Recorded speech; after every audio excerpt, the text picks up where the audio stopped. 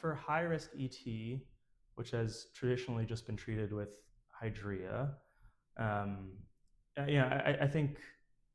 that does an okay job with treating the blood counts and maybe mitigating some of the thrombotic risk. But we know that the high-risk ET patients aren't just high risk for thrombosis or blood clots, they're high risk for disease evolution to myelofibrosis, to leukemia, to decreased overall survival.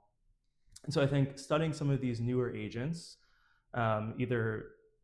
older but newer, like interferons, which have had a kind of revolution, or the newer targeted agents to try and actually kind of harness newer medicine to target deeper responses and target disease modification is really how I see the field evolving in the next few years, and trying to maybe even take someone who's high risk for ET and kind of reduce their risk, not only for blood clots, but for everything that we care about.